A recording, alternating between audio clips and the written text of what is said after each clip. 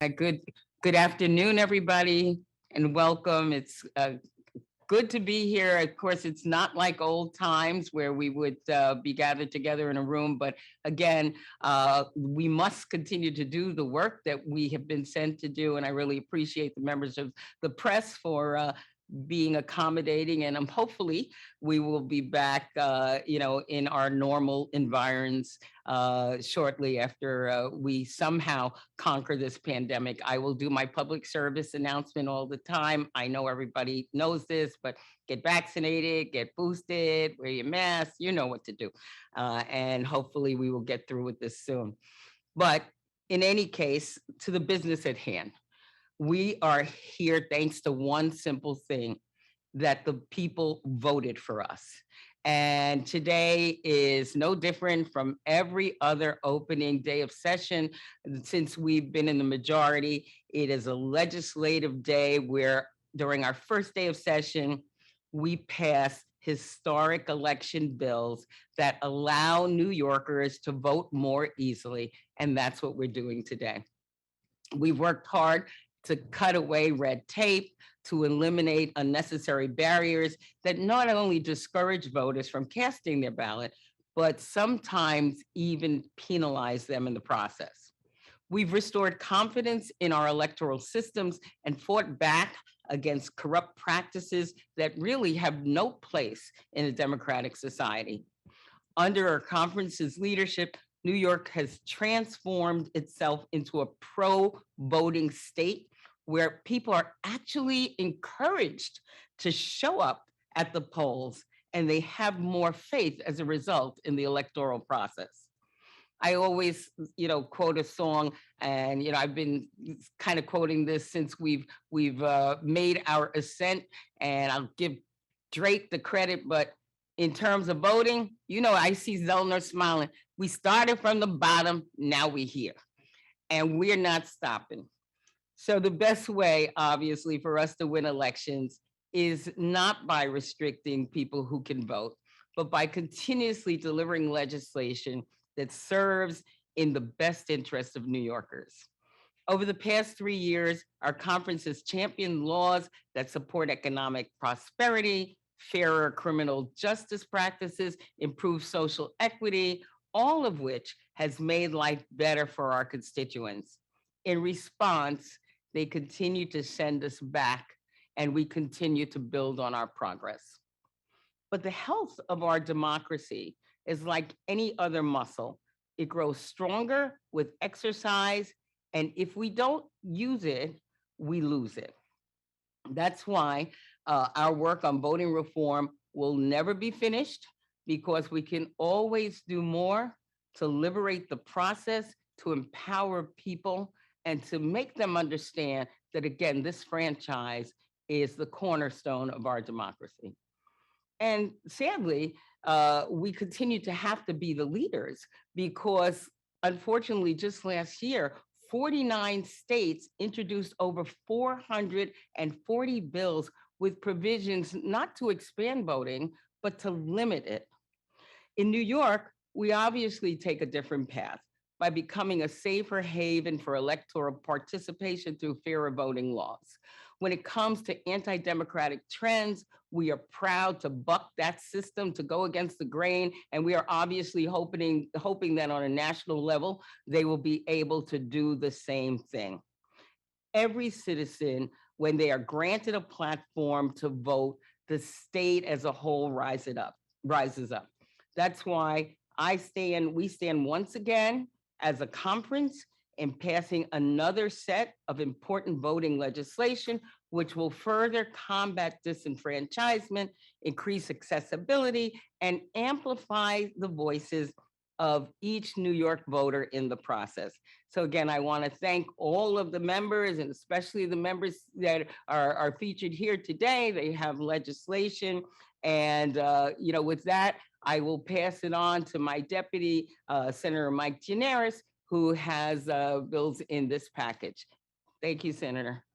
Thank you, Leader. Good afternoon, everybody. And let me begin by giving a great word of appreciation and thanks to Leader Stewart Cousins for always making sure that election reforms are at the top of our agenda every year as we come into session on the first legislative day. And to the person who has led us on this journey from worst to first, the chairman of our election law committee, Zoller Myrie, who has done great work day in and day out as we have continued to make New York a model for the nation when we are under siege. I'm incredibly proud of this conference. From our very first day in the majority, we laid out a marker that we are going to make it easier for people to vote in New York. We established early voting, made it easier to vote by absentee, and that work continues every year, as Leader Stewart-Cousins mentioned. Just a couple of weeks ago, we had new laws signed into effect that make early voting even easier by opening new sites, make the absentee process move more fluidly, so we might actually know results on election night instead of months later. And today's package is continuing on that journey of doing things that we need to do to make things better, more accessible, especially in this time of concern about COVID. We are continuing to extend the ability for people to vote by absentee for reasons related to fear of viral transmission. And I have a bill I'm very proud of that would effectively block large multinational corporations from playing and buying elections in New York State. It's something that other jurisdictions have done. It's called the Democracy Preservation Act, and I'm really proud that that's a part of this package. And I thank my colleagues for all their good work on this issue and look forward to once again setting the tone for everyone else to follow. Thank you, Leader. Now, I'd like to introduce the chair, the mighty chair of the Senate Election Committee, Senator Zelnor Myrie. Thank you very much, Leader. Good afternoon and Happy New Year. I'm always excited to get a Drake quote from the Majority Leader of our conference to start things off. I'm, of course, very grateful to the leader for her leadership on this issue.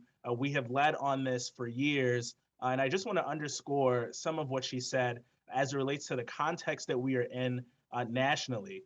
We unfortunately had to commemorate the first anniversary of the insurrection last year on January 6th.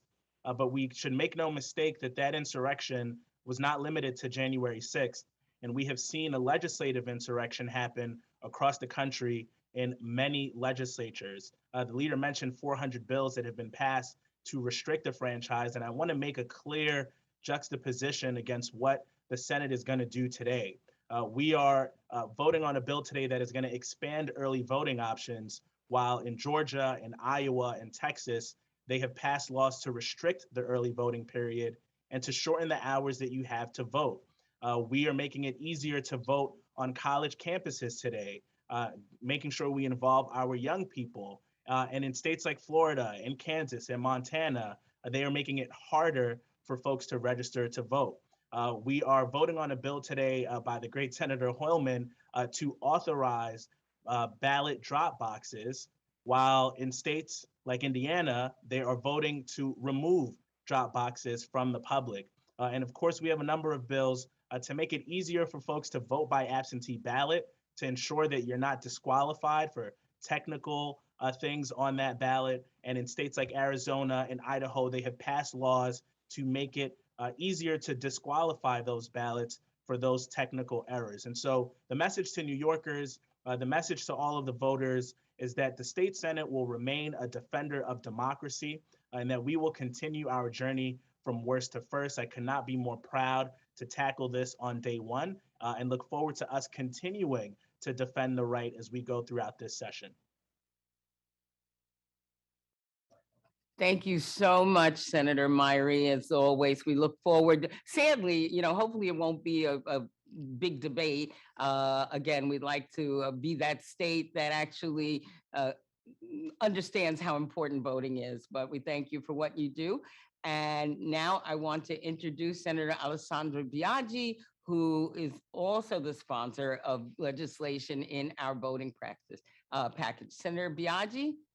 Thank you, Majority Leader, and good morning to all. I want to say that I am filled with an immense amount of gratitude to be here this morning with all of you, with my colleagues in the Senate, to really reaffirm New York's commitment to expanding voting access across the state of New York.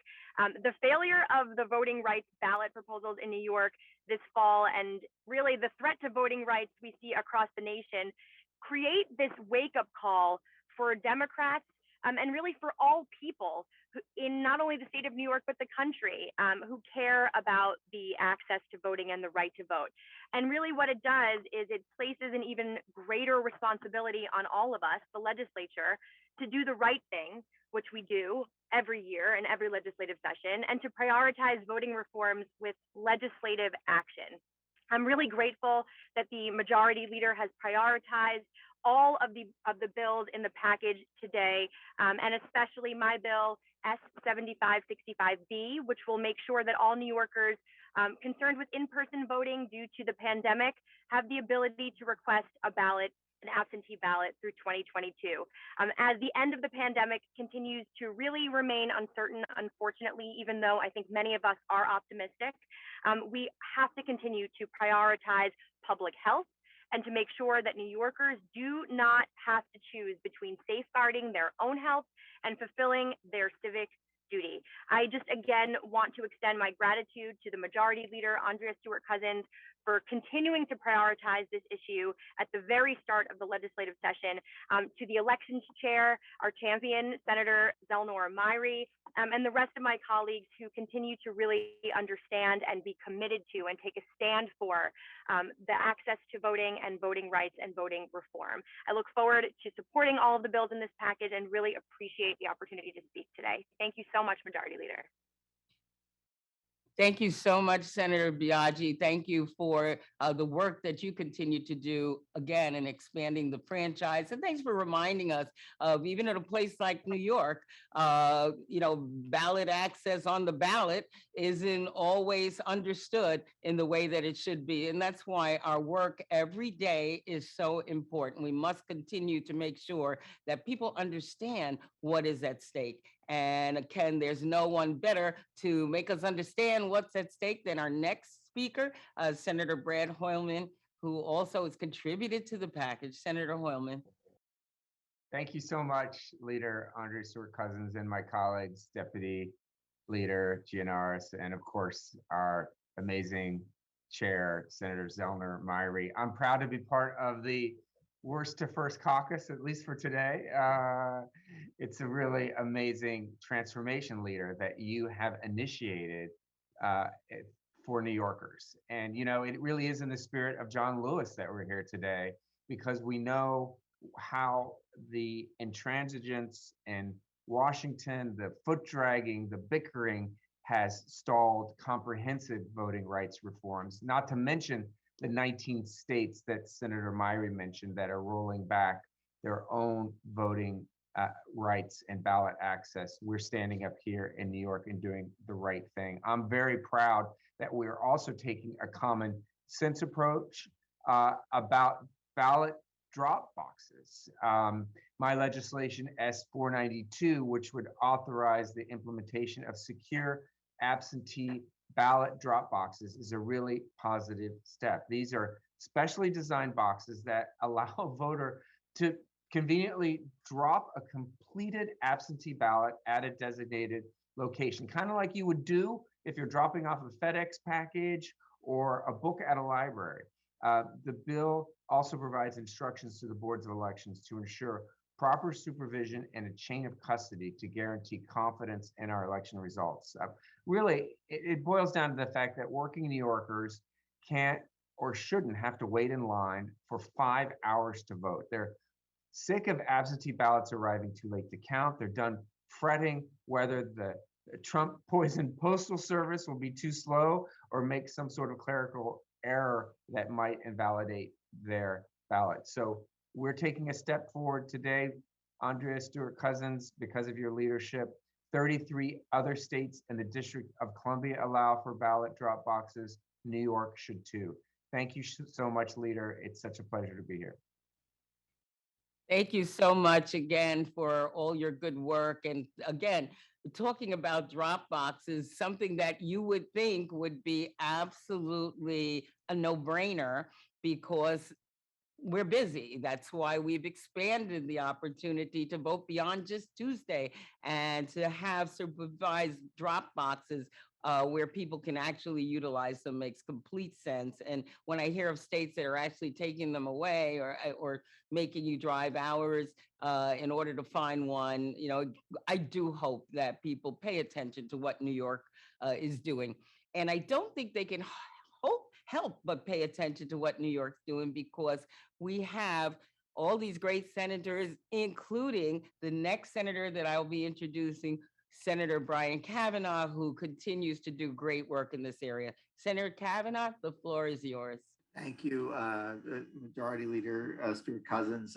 It really is a pleasure to be here with you and, of course, with Zellner Myrie, who's done an extraordinary job as the chair of the election committee and is just as capable of coining pithy phrases as Drake in making us all recognize that worst to first is really the way to be.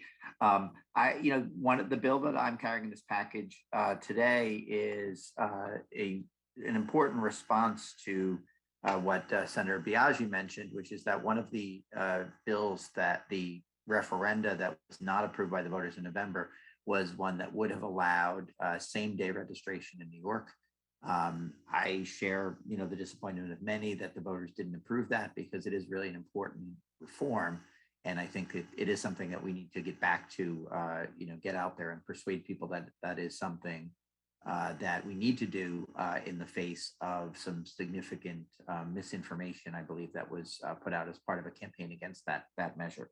But in the meantime, our state statutes still are significantly more restrictive than the Constitution requires in one specific way, which is that one must register to vote 25 days before an election. Otherwise, the registration does not count for that election.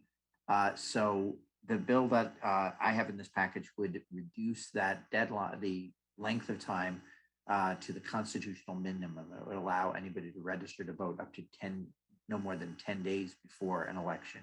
That is a point where lots of people really are tuning into elections, especially with early voting, which begins typically 12 days before an election. This would mean that there is a day when you can both register and then vote early.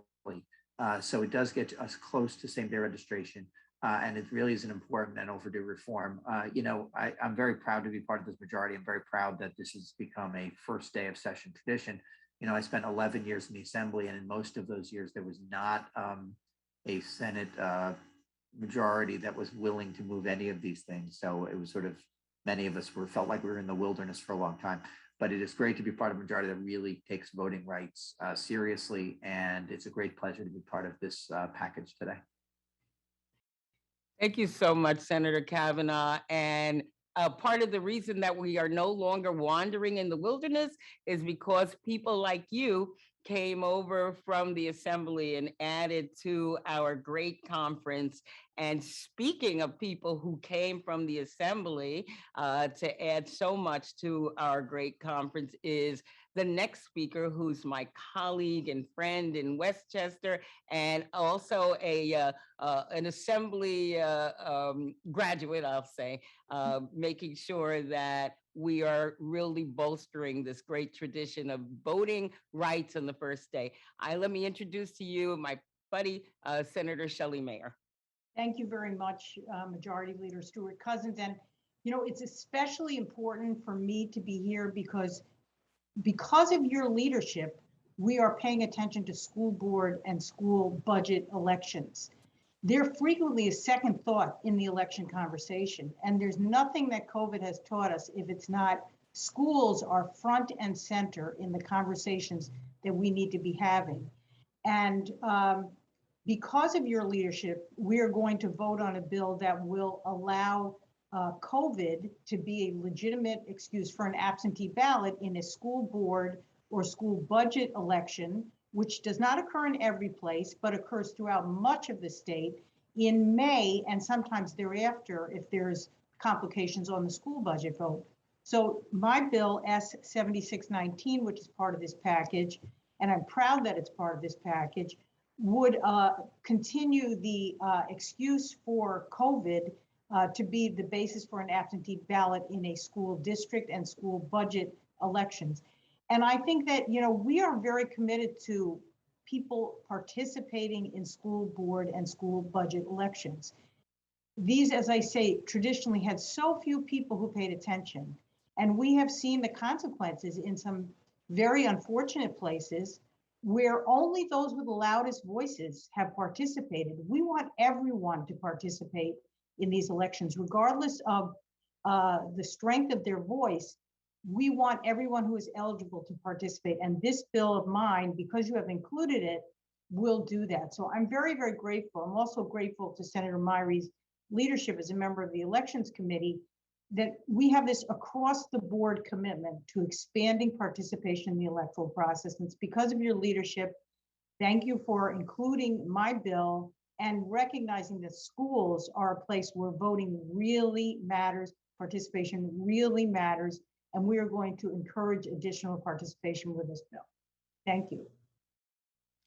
Thank you so much, Senator Mayer. And again, it's just important that because we are so demographically and geographically diverse, and our districts are different. What happens outside of New York City is different. And so, Senator Mayer, the recognition of the school board elections and so on, and making sure that we value the voting process around those very important elections is extremely, extremely good for our again, as an example of what voting is about on every level and how we can make it better. So thank you again.